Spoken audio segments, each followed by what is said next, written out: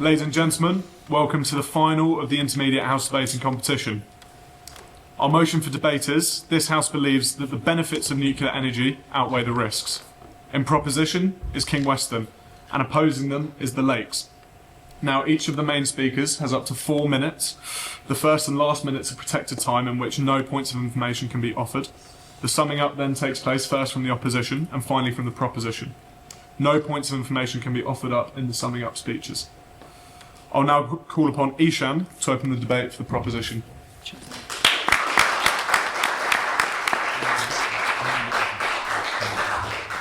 Good afternoon, Honourable Chairperson, esteemed judges, fellow speakers and the audience we have with us today.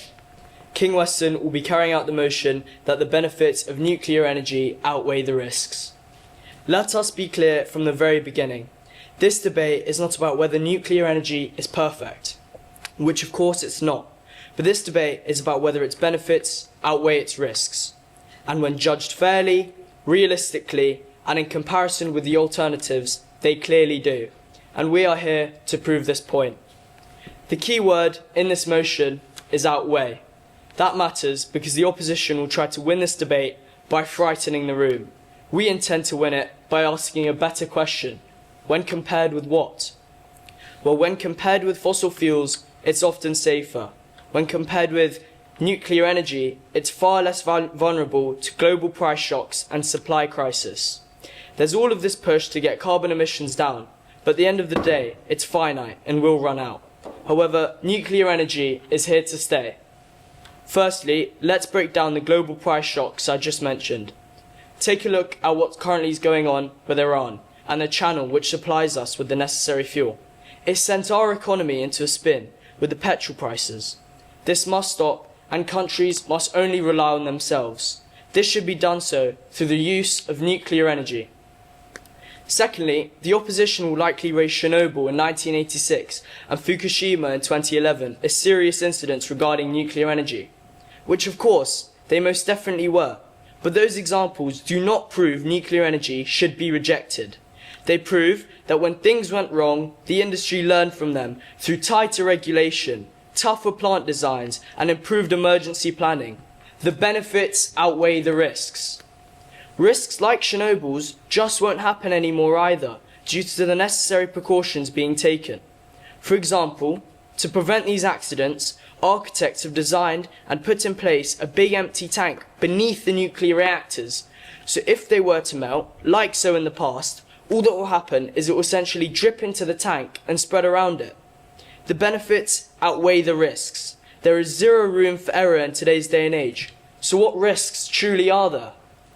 Lastly, I'm sure we can all agree, right, that each country is taking steps to become energy independent. Our best study in this case is France, our neighbours, who in the 70s, despite risks back then and disasters like Chernobyl, took the steps to become energy independent. And now take a look at them. Despite their geographical size, France has the highest density of nuclear power stations in the world, generating roughly 65 to 75% of its total electricity from nuclear power, giving it the highest concentration of nuclear capacity relevant to its land size and total energy production. They built all those reactors and it worked. They're laughing in everyone's faces as they have one of the lowest electricity prices in the world. Now, why on earth would France implement these power stations on their already small enough land if they knew there were huge risks? Exactly. They just wouldn't. All of this winds up to the point I've proven. The benefits of nuclear energy really do outweigh the risks. And if this wasn't the case, France and other countries wouldn't have taken these risks, even dating back to the 70s. However, more recently, and with our proximity here at Millfield, construction of a French reactor in Bristol, Hinkley Point C, further proves our point that the benefits outweigh the risks. I now hand over to my second speaker, who will show and provide statistics as to why the risks of nuclear energy do not outweigh its enormous benefits. Thank you for listening.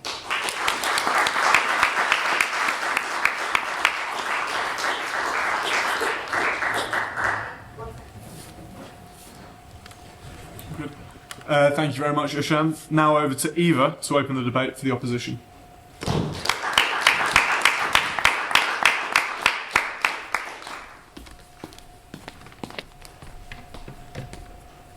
Mr. Chairman, members of the House, ladies and gentlemen, the proposition would have you believe nuclear energy is a solution to all of our problems.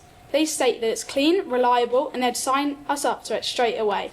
But we say risks last for generations and the costs are far higher than promised. Let me respond to that argument.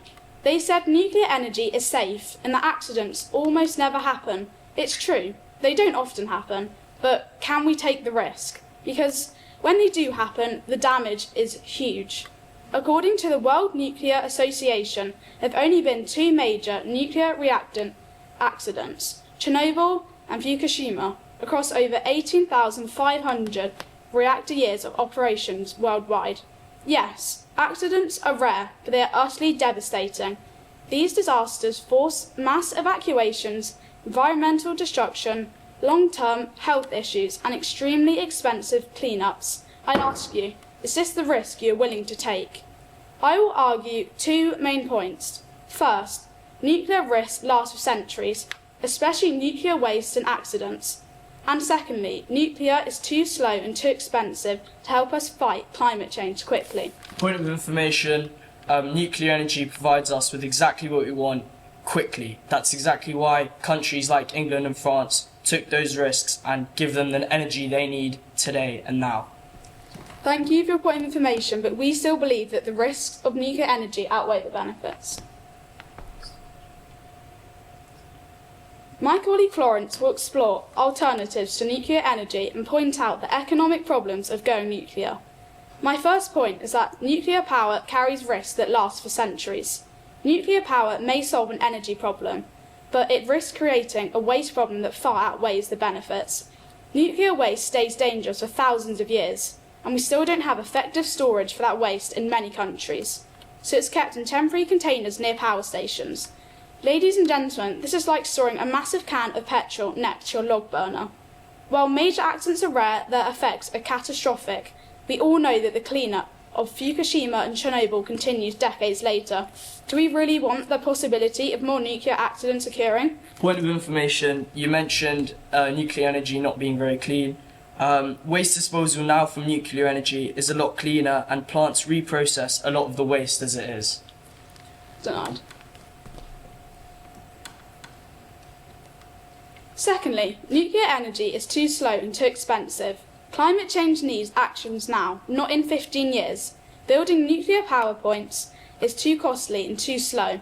In the US, over 100 nuclear reactors have been cancelled because costs and delays become too great. Hinkley Point, just 20 miles away from us, is projected to cost £45 billion, and the completion date keeps being pushed back. It won't be operational until at least 2030, taking 15 years to build, not only produce energy for 60 years. There's a similar story in France and Finland with new nuclear power plants running over budget and over time. We argue that money spent on delayed nuclear projects would be better spent on faster, more effective options like wind and solar, or energy-saving home upgrades. We argue there is a huge risk to place our faith in nuclear power because, quite simply, it cannot deliver at pace. And ladies and gentlemen, we need climate solutions now, not in 20 years' time when it will be too late. Point of information. No, just protect them. Waiting for nuclear is too great a risk. In conclusion, ladies and gentlemen, you have to admit that the benefits of nuclear energy are slow to arrive and carry with immense risks. We firmly believe the benefits do not outweigh the risks, so we strongly oppose this motion and urge you to also vote against it. Thank you.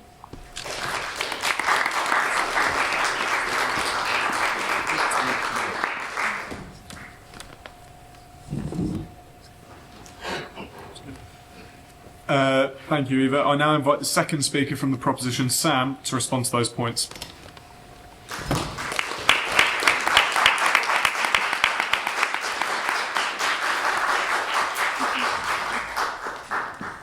Valued Chair, Honourable Opposition, esteemed judges, ladies and gentlemen. My first speaker, Ashan, has just proved to you that we now have contingency plans to deal with problems within nuclear power plants. However, these plans are incredibly unlikely to be used because the minimum safety standard required for nuclear reactors, according to the US Nuclear Regulatory Commission, an acceptable amount of damage that can be sustained to a reactor core is 0.01% of its integrity per year. This means that only one reactor core meltdown every 10,000 years. 10,000 years ago, humans just began farming. This standard is so well created that if too much damage was sustained in just 1 year, then the whole reactor would be shut down until repairs could be conducted. This proves that countries value safety over their economy, and there is essentially no risk from nuclear power. You may ask how clean nuclear energy is. Waste disposal now from nuclear energy is a lot cleaner, and plants reprocess a lot of the waste as is. What they don't reprocess, they store until it is safe not to. The environment will not be harmed. On the other hand, because solar panels need to be replaced every 10 years and wind turbines every 20, overall, the carbon emissions and risks to the environment are far greater from these short-term and weak sources of energy compared to nuclear reactors. My main point is on energy prices. They've nearly doubled in the past 10 years, and especially after the war in Ukraine and now America's war with Iran, prices have increased even more. This is adding to the cost of living crisis because we are dependent on energy from other countries. As my fellow speaker Sean said, we get 15% of our energy from France and 43% of our gas from Norway, and we import 36% of our oil from the United States, which helps their efforts to attack Iran, subsequently raising our gas prices. Hinkley Point C is our saving grace. Our conversion from imports to domestic production will massively reduce the cost of living and make us less reliant on other countries. According to The Guardian, 9 million families in the UK are suffering from these expensive prices. The price is too high. Hinkley Point C will allow these 9 million families to not need to make the choice between turning the heating on and putting food on the table. Gas extraction, which countries like the US, China, Russia, Qatar and Canada mainly rely on as it is a high-risk industry. So I ask you this, is the guaranteed risk to human life really less significant than the minuscule chance of an event occurring despite so many safeguards being in place, so much so that the odds say it will never happen? If the arguments presented by my fellow speaker Ashan and I haven't compelled you to side with the proposition, my fellow speaker Wilf will convince you to. Thank you.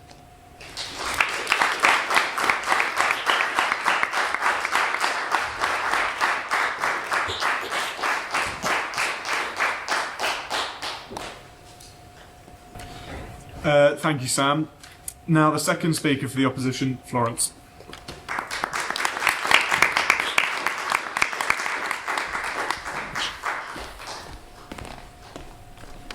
Mr. Chairman, members of the House, ladies and gentlemen, Eva has explained about the nuclear risks of the last centuries and the cost spiral out of control.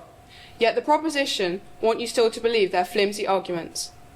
They've said that nuclear is a low-carbon solution to meet supply and demand, but modern electricity grids don't rely on one big source. They use a mix of energy, such as wind, solar batteries, hydro, and smart energy systems. Relying on huge nuclear plants can be risky because if one plant is to shut down, you lose a massive chunk of power, all at once. This utterly demonstrates that the risks outweigh the benefits, because this can lead to power cuts. They've also said that nuclear reduces our dependence on supply from other countries.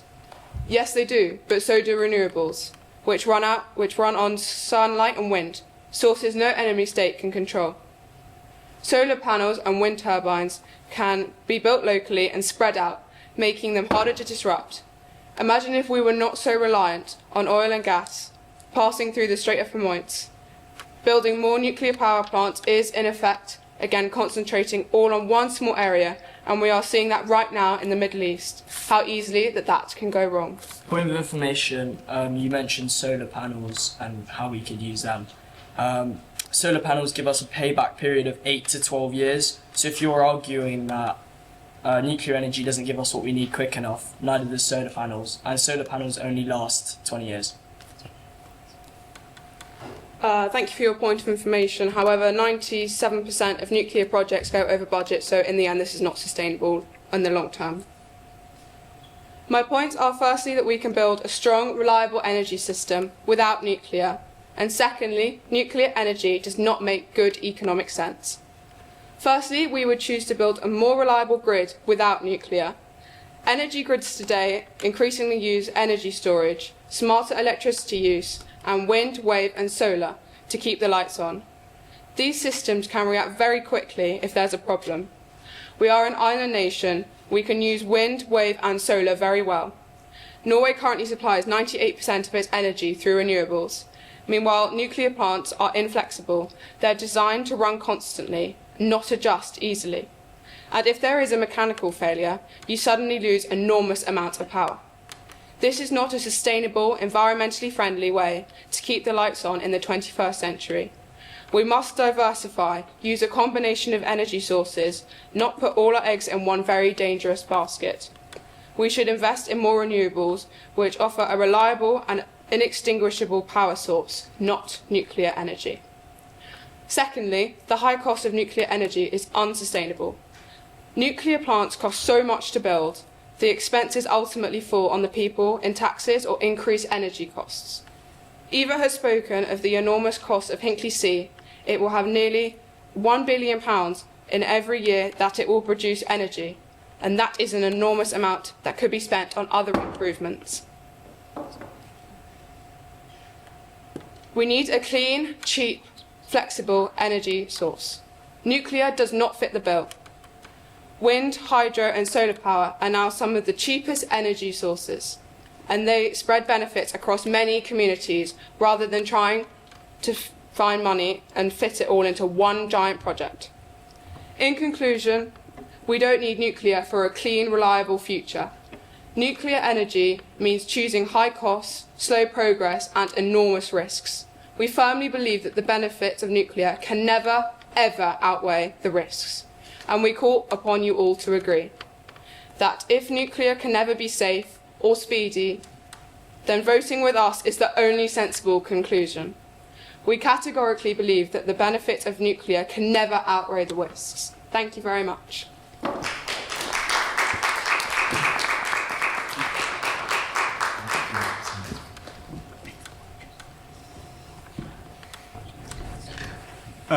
Thank you, Florence. We now move to summary. First, the opposition summary speaker, Enid.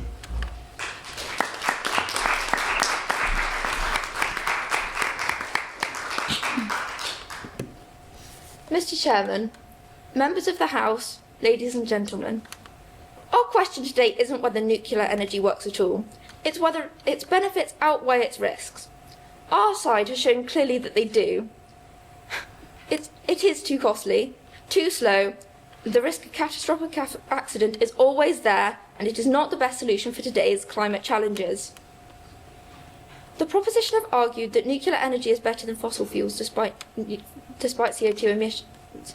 While this can be argued this is true, nuclear energy disasters and you also argue nuclear energy disasters are infrequent and that there's now tighter regulation. We can always say it won't happen again until it does. We cannot stand here and guarantee that another nuclear disaster will not occur. The risk remains no matter the guidelines. Energy independence is a political slogan, a set of words with no clear definition and no real meaning. Andrew Campbell, the executive director of the Energy Institute at Hearst, said, "If a country produces all of the energy that it consumes, does not participate in international trade in energy, does not import energy-intensive products, and does not send energy-related pollution to its neighbours or the atmosphere, then I consider it energy independent." I don't think any country meets that definition. You argued that storage and disposal of nuclear waste is now more efficient, safe and more eco-friendly. Granted, this could be true. However, do we really trust all nuclear power plants to be able to follow a perfect system? You say meltdowns are unlikely because of high safety standards. You rely on the US definitions. Can we guarantee that these standards are followed internationally? Can we say with certainty that every nuclear generator in the world will always follow these? Can you truly run the risk of a global disaster with deadly and incredibly long consequences? You mentioned accessibility to power. We don't deny access to power is important, but we do suggest there are other options. The high cost and long building times for nuclear power plants outweigh the costs of teamwork, trade and systems we have had in place since we first began to use power. The cost of building these massive facilities has to come from somewhere. The cost will be raised somewhere else, making it less realistic for those who already struggle to afford energy. We, the opposition, have shown that the benefits of nuclear energy do not and cannot ever outweigh the risks. Our first speaker, Eva, explained that the long-lasting risk of nuclear waste and disasters, and showed that nuclear is slow and extremely expensive, often delayed and over budget. Florence then showed that modern energy systems can be strong and reliable without nuclear, with plenty of other cheaper, lower risk alternatives, if we adopt more renewable energy. Florence also explained that nuclear energy's extremely high costs will ultimately harm families and take money away from them quicker. Fairer solutions. Ladies and gentlemen, it is time for you to weigh up the arguments, and I think you should consider these points of the clash in today's debate. First, the scale of harm. When nuclear accidents occur, they have huge long-term impacts, unlike failures in most other energy systems. Chernobyl and Fukushima are examples of the horrors unleashed when things go wrong. Secondly, cost and time. Nuclear projects are among the world's most expensive and slowest energy projects. Money spent there could cut emissions sooner elsewhere. Finally, we have excellent alternatives at work. Wind, solar and hydropower, as well as energy-saving measures. All of these are cheaper, faster and safer, proving that the risks outweigh the benefits. In conclusion, we, the opposition, firmly believe that nuclear power brings long-lasting risks, very high costs and long delays. Its benefits simply do not and cannot ever outweigh its risks. For all of these reasons, let's not pretend that storing the petrol beside the log burner could ever be a good idea. Ladies and gentlemen, we urge you to oppose this motion. Thank you.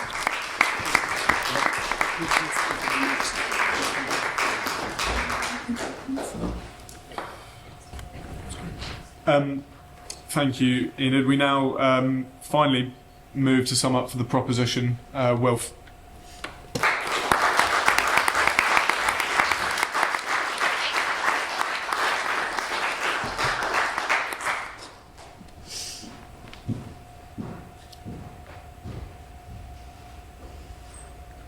Valued Chair, Honourable Opposition, esteemed judges, ladies and gentlemen. Before I begin, I'm not sure the opposition understands this isn't a financial debate. The question is, does the benefits of nuclear energy outweigh the risks? So I ask you, what are the risks? You've not stated them clearly enough. I'm sure we've stressed many times, but nuclear energy is fast. I don't know why they keep saying it is slow, because it simply is not. On risk, compared with other energy sources, nuclear is generally much lower risk than fossil fuels when you compare deaths per unit of electricity generated, because coal, oil and gas cause large number of deaths through air pollution as well as accidents. Our world in data's comparison shows coal as the most dangerous major source, with oil and gas also far worse than nuclear. Nuclear is in the same broad, low risk range as wind and solar on this measure, through hydropower's average is pushed up by the rare dam failures. When judged against the alternatives the world uses, do the benefits of nuclear energy actually outweigh the risks? And the answer simply is yes. Our first speaker, Ishan, showed that the nuclear energy gives countries what modern life demands: reliable, large-scale, low-carbon electricity. Not energy when the weather allows it. Not energy when foreign supply chains stay stable. It is true, reliable energy. He also showed that nuclear energy strengthens national resilience. In a world of war, market shocks and supply disruption, nuclear power gives countries something precious, which is control. Our second speaker, Sam, then showed why the opposition's emotional case does not stand up to serious comparison. Yes, nuclear accidents have happened. Yes, radioactive waste is dangerous, but neither point proves that nuclear's risks outweigh its benefits. In fact, the opposition's case has three major flaws. Nuclear energy is too slow. The opposition mentioned nuclear energy is not providing us with quick enough. However, a study by the Department of Energy says nuclear reactors are always on, providing reliable 24/7 power. And I believe your second speaker also mentioned that Norway, however, Norway was only able to fund their renewable energy from selling oil. This imposed massive risks upon our environmental by producing a large quantity of fossil fuels that speed up global warming. With nuclear, these emissions would not have been released. I believe your third point was nuclear energy does not make sense economically. And we say that it looks expensive up front, agreed, but you have to look at the total cost. Fossil fuels might seem cheaper, but they cause billions in damage from pollution, healthcare costs, and climate disasters every single year.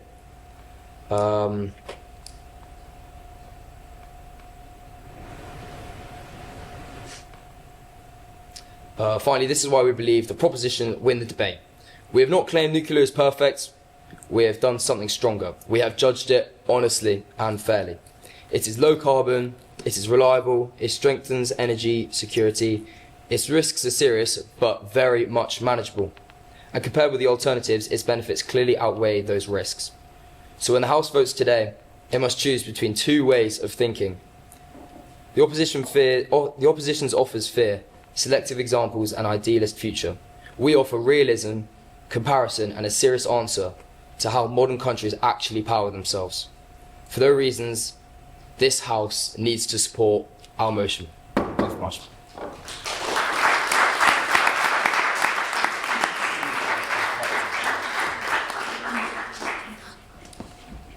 Thank you, both teams. That was a really strong debate. Ladies and gentlemen, while the judges reach their decision, we will take a vote. Please vote for the proposing side, King Weston. Please raise your hand. Okay. And any votes for the opposition, please raise your hand. Okay, thank you very much. First of all, thank you so much for coming to watch. It means a lot to everyone who's at the front up here to have support. So thank you so much. So we have a winner, a clear winner. We felt that the winning team were very organised with their answers, that they maintained better eye contact with the audience. The pace was really good. We were able to follow the debate really clearly. So the motion is carried. King Weston have won.